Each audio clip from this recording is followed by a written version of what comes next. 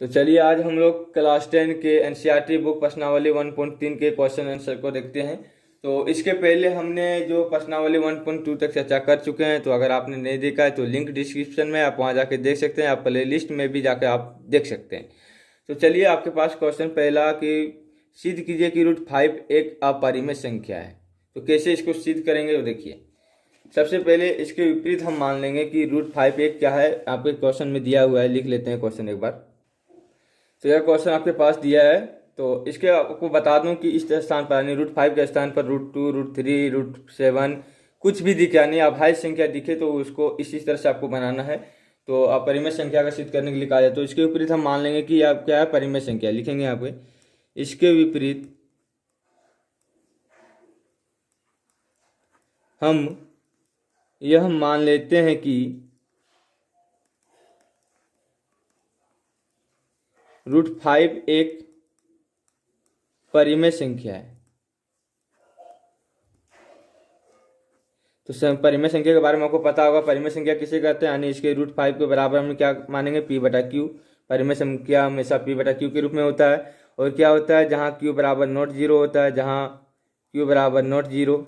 और यह क्या होती है, सहअभाज्य संख्या होती है। क्या होती है, p और q क्या होना चाहिए, सहअभाज्य होना चाहिए। p और q सहअभाज्य होना चाहिए, सहअभाज्य होती है। तो सहअभाज्य क्या होती है, यानी HCF इन दोनों का जब निकालेंगे तो हमें 1 प्राप्त होना चाहिए। ठीक है, तो इसके बारे में हमने परिचय वाला वीडियो में चर्चा कर चुके हैं। अगर नहीं देखा तो लिंक डिस्क्रिप्शन में, आप वहाँ जाके देख सकते हैं।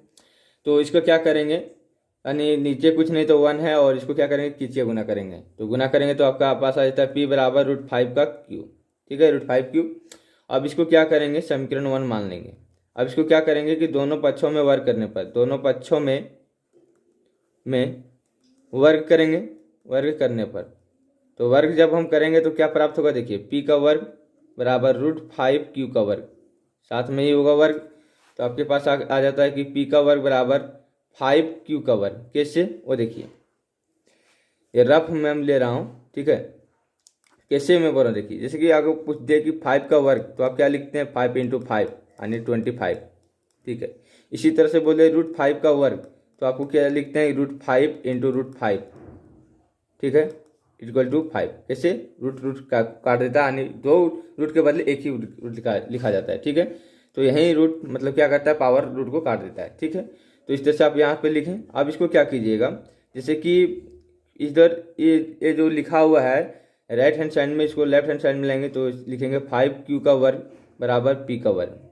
ठीक है, अब q का वर्ग बराबर p का वर्ग, और यह जो गुना में है उसको क्या होगा, भागा में आ जाएगा। ठीक है, अब यहाँ लिखेंगे जैसे कि p, यहाँ देख सकते हैं कि p² को 5 से विभाजित है, तो यहाँ लिखेंगे क्योंकि p² 5 से विभाजित है। जब p² 5 से विभाजित है तो p भी 5 से विभाजित होगा। कैसे, वो देखिए, जैसे कि 25 5 से हमने बोला कि 25 5 से विभाजित है, तो भाई तो जब 25 5 से विभाजित है तो 25 का गुणज ही है 5। तो यह भी क्या होगा, यानी 5 भी 5 से, मतलब p इसको लिए हैं स्क्वायर किए ना, 25 का 5 का स्क्वायर कितना होता है, 25 होता है। तो 5 का स्क्वायर जब 5 से विभाजित है तो 5 भी 5 से विभाजित होगा ना। तो इसी तरह हम लिखेंगे कि p भी 5 से विभाजित होगा, 5 से विभाजित होगा। ठीक है, जब p भी 5 से विभाजित होगा तो p का गुण, जो आपका p का एक गुणनखंड p 5 होगा ना, जैसे कि हमने लिखा, तब p का एक गुणनखंड 5 होगा। कैसे होगा, वो देखिए, हमने जैसे कि 25 लिया, 25 को 5 से विभाजित किया। ठीक है, तो इसका एक गुणनखंड कितना होता है, 5 × 5 होता है, तो कम से कम एक गुणनखंड होना चाहिए। ठीक है, जो नीचे है उसका एक गुणनखंड कम से कम होना चाहिए। जैसे कि हमने लिया 24 हमने लिया, 24 को 2 से क्या कर रहे हैं, गुण भागा दे रहे हैं। तो आपके पास क्या जाने से कम से कम एक 2 लिखिए, उसके बाद जो आता है उसके बाद गुना कीजिए। ठीक है, 2 × 2। ठीक है, कम से कम एक और 2 मिला, उसके बाद में जो मिला उसको हम क्या करेंगे, m मान लेंगे। क्या करेंगे, m मान लेंगे। तो उसी तरह से हम लिखेंगे क्या, p बराबर 5m। m कैसे माने, m यानी कोई और संख्या भी आ सकती है इसका गुणनखंड में। तो अब क्या करेंगे, p का मान समीकरण 2 में रखेंगे, इसको समीकरण 2 मान लेते हैं। ठीक है, अब लिखेंगे अतः P का मान यानी अब P का मान समीकरण 2 में रखने पर, ठीक है।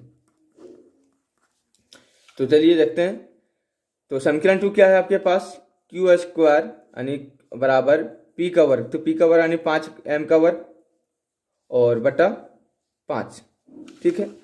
तो इसका होगा Q का वर्ग बराबर 25m का वर्ग बटा 5, तो कट जाएगा तो 5, आपके पास आ गया Q का वर्ग बराबर 5m का वर्ग, ठीक है। तो अब यहाँ आ जाएगा इधर, जैसे कि राइट हैंड को लेफ्ट हैंड में लाया तो 5 का वर्ग बराबर Q का वर्ग, ठीक। तो अब क्या हुआ, जो यहाँ इसके साथ जो गुणा है वो चल जाएगा, यहाँ पे भागा में आ जाएगा, तो हम लिखेंगे m का वर्ग बराबर Q का वर्ग बटा 5। तो फिर यहाँ देखिए कि अब यहाँ देखिए कि चूंकि Q का वर्ग जो है सो वो 5 से विभाजित है, 5 से विभाजित है,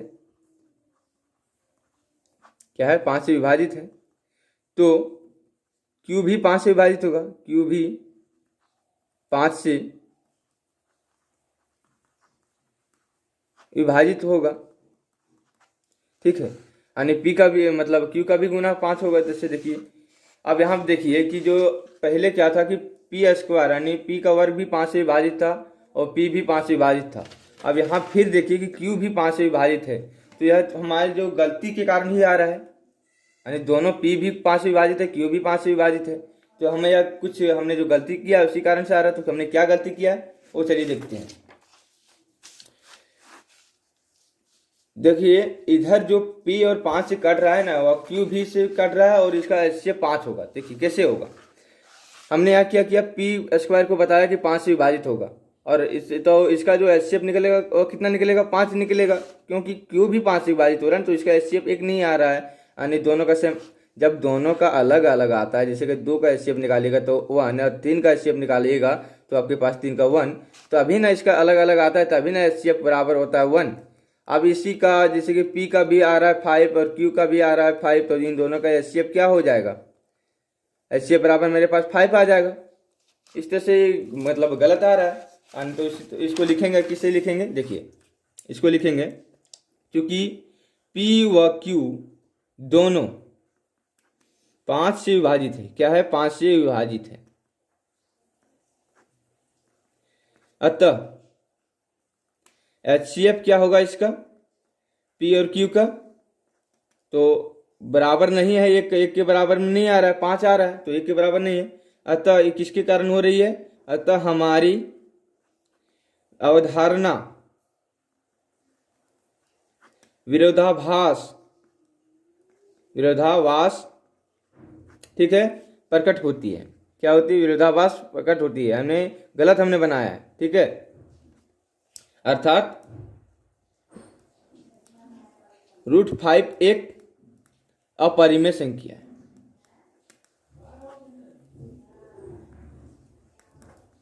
तो आपने समझ गया होगा कि √5 एक अपरिमेय संख्या, इसे परिमेय संख्या के रूप में नहीं लिखा जा सकता, ठीक है।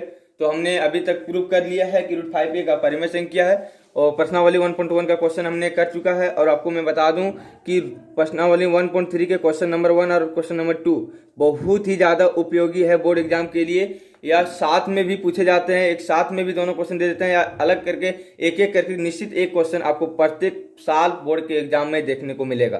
तो इसे आप देख लीजिएगा, एक क्वेश्चन सिर्फ याद रखिए किस तरह से बनाया जाता है, उसके बाद आपको कुछ भी टाइप का क्वेश्चन रहे इस तरह से प्रूव करने का, तो सेम नियम आपको प्रयोग करना है और आपको क्वेश्चन बन जाएगा, ठीक है। तो आज के लिए इतना ही, थैंक यू, मिलते हैं नेक्स्ट वीडियो में।